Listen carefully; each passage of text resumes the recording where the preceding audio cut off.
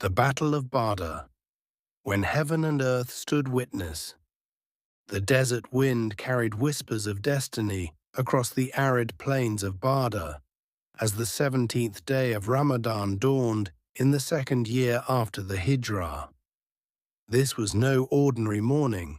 The very air seemed charged with divine anticipation, as if the angels themselves held their breath awaiting what was to come.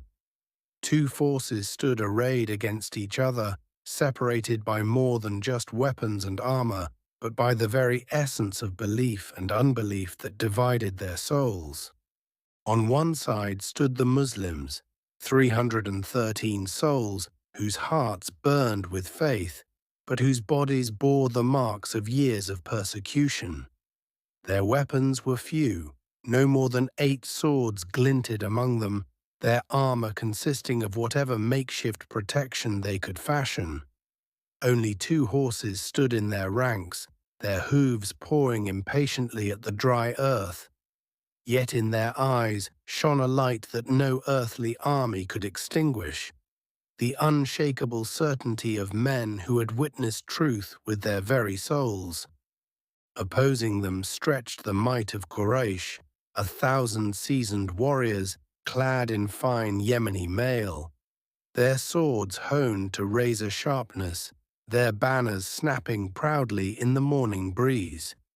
They came not just with weapons, but with the full weight of tradition and tribal honor, determined to crush what they saw as rebellion against the ways of their forefathers. At their head marched Abu Jahl, his very name meaning father of ignorance, whose hatred for the Prophet burned like a furnace. The night before the battle had been one of profound spiritual significance. As the Muslim camp settled near the wells of Badr, the Prophet Muhammad, peace be upon him, walked among his companions, his footsteps silent in the sand, his face turned toward the heavens. For hours he stood in prayer, his hands raised in supplication, his voice trembling with emotion as he called upon his Lord. "O Allah, these are Quraysh, who have come with all their arrogance and pride, challenging you and Then came the rain, a gentle, blessed shower that seemed to descend only upon the Muslim camp. It settled the dust beneath their feet, making the ground firm for their advance, while leaving the Quraysh side dry and treacherous. The believers recognized this as no ordinary weather, but a mercy from their Lord, and their hearts swelled with gratitude even as they prepared for battle. As dawn's first light painted the eastern sky, the 2 armies arrayed themselves for combat. The Quraysh warriors, confident in their numbers, began their customary pre-battle boasts. "Today we will teach these rebels a lesson they will never forget," shouted Umayyah ibn Khalaf, rattling his sword in its scabbard. "By Lat and Uzza, we will make an example of them that will be told for generations." The Muslims stood silent, their discipline unbroken, their eyes fixed on the slender figure of their prophet who walked calmly before their ranks. He paused, gathering a handful of small pebbles from the desert floor. With a motion that seemed almost casual, he cast them toward the enemy lines, uttering words that would echo through history. "May their faces be disfigured." At that moment, a miracle unfolded before the eyes of all present. The very air seemed to thicken as the pebbles flew, each one finding its mark with unerring accuracy. The Quraysh front ranks suddenly cried out as if struck by invisible arrows, clutching at their faces in pain and confusion. A murmur of awe ran through the Muslim ranks. They were witnessing divine intervention with their own eyes.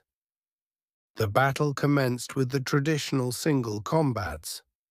From the Quraysh ranks stepped forward 3 of their mightiest champions, Utbah ibn Rabi'ah, his brother Shaybah, and the fearsome Walid ibn Utbah. Their massive forms cast long shadows across the sand as they issued their challenge. The Prophet, peace be upon him, turned to his own champions. "Arise, O Hamzah! Arise, O Ali! Arise, O Ubaydah, you who are most worthy of this honor." The three Muslims advanced with calm determination. The duels that followed would be sung about for generations. Hamzah facing Utbah, Ali against Walid, and Ubaydah confronting Shaybah. Hamzah's sword flashed like lightning, striking with such force that it severed Utbah's leg in a single blow before ending his life. Ali, though young, moved with the grace and precision of a seasoned warrior, dispatching Walid with a thrust that seemed to defy time itself. Ubaydah, though seriously wounded in his exchange with Shaybah, fought on until his opponent fell, proving that faith could triumph even when the body was broken. The full battle now erupted across the plain of Badr. The Muslims advanced in tight formation, their discipline belying their lack of numbers. Suddenly, a mighty wind rose up, hurling sand into the faces of the Quraysh, blinding them and disrupting their formations. The believers pressed their advantage, striking with a courage that seemed superhuman.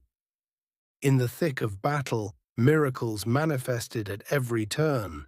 Sa'd ibn Mu'adh later recounted, "I saw two men in white garments flanking the Prophet, more radiant than anything I had ever seen, striking down any enemy who came near him. These were no ordinary warriors, but angels sent by Allah to aid his believers." The tide turned decisively when Abu Jahl, the architect of so much persecution against the Muslims, fell wounded on the battlefield. Two young companions, Mu'adh ibn Amr and Mu'awwid ibn Afra, recognizing their mortal enemy, struck him simultaneously. As he lay dying, Abdullah ibn Mas'ud stood over him and asked, "Are you Abu Jahl?" When the defeated tyrant weakly confirmed his identity, Ibn Mas'ud severed his head, declaring, "This is the end of the enemy of Allah." By midday, the battle was over. The once proud Quraysh army fled in disarray, leaving behind 70 of their most prominent leaders dead on the field. Among them were many who had personally tortured Muslims in Mecca. Umayyah ibn Khalaf, who had placed burning coals on Bilal's chest, Utbah, who had conspired to kill the Prophet, and of course Abu Jahl himself. The Muslim victory was complete, though not without cost. 14 believers had attained martyrdom, their souls ascending to paradise, where rivers of milk and honey awaited them. The Prophet, peace be upon him, personally oversaw their burial, his face a mixture of sorrow for their passing and joy for their eternal reward. In the aftermath came one of Islam's most profound lessons in mercy. The Prophet decreed that the prisoners be treated with unprecedented kindness. "Feed them as you feed yourselves," he instructed. "Clothe them as you clothe yourselves." Many prisoners were so moved by this treatment that they embraced Islam, while others were released after teaching Muslim children to read and write, transforming what could have been vengeance into enlightenment. The Quran would later reveal the divine perspective on this momentous day. Allah had already given you victory at Badr when you were weak, so fear Allah that you may be grateful. 3:1-2-3.